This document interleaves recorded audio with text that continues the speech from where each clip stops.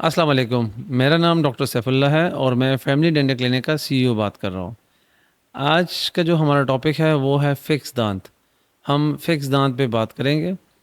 Fix दांत होते क्या हैं और इसके कितने अक़साम होते हैं और फ़िक्स दांत में जो फ़िक्स दांत का जो ब्रिज होता है और इम्प्लांट का उसमें फ़र्क क्या होता है और आपको कौन सा लगाना चाहिए और इसकी कॉस्टिंग कितनी ख़र्चा कितना आता है इसके ऊपर। जो फिक्स दांत होता है वो फिक्स तो पेशेंट के लिए होता है, वो पेशेंट उसको उतार नहीं सकता।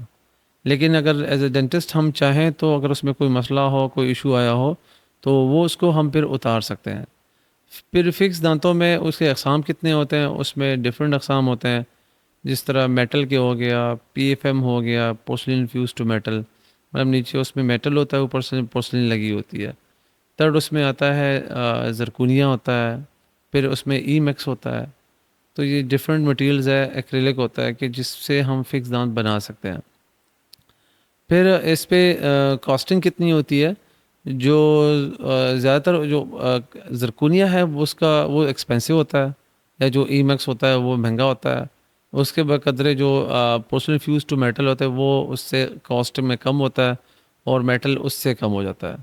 जो डिफरेंट डॉक्टर्स की डिफरेंट होता है चार्जेस होते हैं, वो डिपेंड करता है कि डॉक्टर का एक्सपीरियंस कितना है, वो इस फील्ड में उसके पास एक्सपर्टीज़ है या नहीं है। दूसरा कि वो किस लैब से काम करवा रहा है। तीसरा कि वो कौन से मटेरियल का बनवा रहा है, क्योंकि हर एक में डिफरेंट डिफरेंट मटेरियल्स होते हैं। और फिर ये हर चीज़ सारी चीज़ें मिला के वो फिर कॉस्टिंग तय होती है कि वो आपको क्या कॉस्ट कर रहा है। हम यहाँ पे हमारे पास एक दो सैंपल्स पड़े हुए हैं, वो हम आपको दिखाएंगे कि दिखने में वो किस तरह दिखते हैं। ये एक हमारे पास एक पीएफएम का ब्रिज बना हुआ है। ये ब्रिज इस तरह होता है, इसमें हम एक आगे से दांत और एक पीछे से दांत को ट्रिम करते हैं और उसके ऊपर इस तरह एक ब्रिज बन जाता है। ये पोर्सलिन फ्यूज टू मेटल का ब्रिज है। ये अंदर से इस तरह से ब्लैक कलर का दिखता है और बाहर से वाइट कलर लगता है, वाइट दिखता है।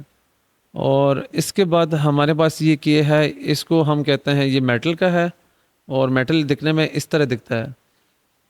ये मेटल का है, इसके हमने नीचे क्राउन की कटिंग की हुई है और ये इसके ऊपर आ गया। फिर ये एक है, ये हमारे पास जरकूनिया का है। ये आप देख सकते हैं, ये अंदर से वाइट होता है और बाहर से भी वाइट है, इसके अंदर कोई ब्लैक कलर नहीं होता। आप इन तीनों में फ़र्क देख सकते हैं कि मेटल किस तरह होता है, ये फुल ब्लैक सिल्वर कलर होता है, और एक जरकूनिया कैसा होता है ये है। और ये पीएफएम इस तरह होता है, बाहर से दिखने में तो वाइट लगता है लेकिन अंदर से ये सिल्वर कलर का होता है। अच्छा, दोनों में से कौन सा अच्छा होता है? ये जो आगे वाला इंसाइज़र के दांत होते हैं, जो सामने के दांत हैं, अगर आपने उसमें ज़रकूनिया लगाया होता है तो वो खूबसूरती में ज़्यादा अच्छा दिखता है, खूबसूरत दिखता है। और जो दूसरा होता है, ये जो पीएफएम है, इसके भी अच्छा लगता है, लेकिन इसके विद पैसेज ऑफ टाइम जो गम्स होते हैं ना, वो ब्लैक होना नज़र आते हैं बिकॉज ऑफ द मेटल, क्योंकि इसमें मेटल होता है तो वो फिर ब्लैक नज़र आना शुरू हो जाता है। हम एक दफ़ा दोबारा एक्सप्लेन कर लेते हैं। जो ज़रकूनिया होता है वो एस्थेटिकली ज़्यादा अच्छा होता है। फिर ज़रकूनिया से ऊपर का जो है ना, वो ई मैक्स के एस्थेटिक और ज़्यादा अच्छी है। अगर आप ई मैक्स में क्राउन बनवाते हैं या एक दांत बनवाते हैं तो वो ज़्यादा एस्थेटिकली अच्छा लगेगा, उसका सरफेस ज़्यादा पॉलिश होता है एज़ कम्पेयर टू ज़रकूनिया। फिर ज़रकूनिया जो है ना, वो आपके जो पोर्सलिन फ्यूज टू मेटल होता है उससे दिखने में ज़्यादा अच्छा दिखता है। और जो पोर्सलिन फ्यूज टू मेटल होता है, उसके जो मार्जिन होते हैं ना, गम्स के जो साथ जो मार्जिन होते हैं, वो पैसेज ऑफ टाइम थोड़ा ब्लैक कलर आना शुरू हो जाता है, तो वो इतना फिर ज़्यादा अच्छा नहीं दिखता। लेकिन कॉस्टिंग में बहुत फ़र्क होता है। मेटल पीएफएम की कॉस्टिंग कम होती है, ज़रकूनिया की उससे ज़्यादा होती है, और जो ई मैक्स है उसकी सबसे ज़्यादा होती है। लेकिन ज़रकूनिया की स्ट्रेंथ ज़्यादा होती है। और फिर उसके बाद मेटल क्राउन, मेटल हम ज़्यादातर पोस्टीरियर टीथ में लगाते हैं, फ्रंट टीथ में हम मेटल नहीं एडवाइस करते हैं। फिर इसके बाद गोल्ड गोल्ड के दांत होते हैं, वो एक भी बन सकता है और ब्रिज के उसमें भी हो सकता है। तो ये डिफरेंट डिफरेंट होते हैं। आपको अगर क्राउन या ब्रिज लगवाना है तो आप हमारे पास विज़िट कर सकते हैं फैमिली डेंटल क्लिनिक में। अच्छा, इसके बाद हम आपको ये बता दें कि एक ब्रिज में और इम्प्लांट में फ़र्क क्या होता है। ब्रिज में ये होता है कि जो आपके दो साइड वाला दांत है, मतलब अगर आपके एक दांत मिसिंग है, उससे एक आगे वाला दांत और इससे एक पीछे वाला दांत, उसको हमने ट्रिम करना होता है। उसको ट्रिम करके फिर ब्रिज बनता है। वो दिखने में ऐसा दिखता है, जिस तरह ये आपको नज़र आ रहा होगा कि इसको और इसको हमने ट्रिम किया हुआ है, सेंटर में दांत मिसिंग है, तो ये 3 दांत इस तरह बन के हम लगाते हैं। दिस इज़ कॉल्ड ब्रिज, इसको ब्रिज बोलते हैं।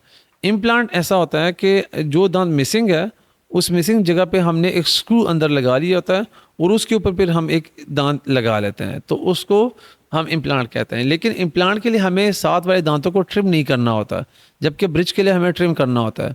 अगर आप हमसे पूछे कि क्या लगवाना चाहिए, तो बेस्ट चीज़ है कि आप इम्प्लांट लगाएं। लेकिन इम्प्लांट में कुछ कॉन्ट्रा इंडिकेशंस होती है, आप हर केस में इम्प्लांट नहीं लगवा सकते हैं। फिर इस तरह ब्रिज भी हर केस में हम नहीं लगवा सकते। लेट सपोज अगर आपके दो साइड वाले दांत हम ट्रिम कर रहे हैं, तो वो उसकी मजबूती ज़रूरी है कि वो दांत मजबूत होने चाहिए। अगर वो मजबूत नहीं होंगे तो वो तो ब्रिज के साथ ही बाहर आ जाएंगे।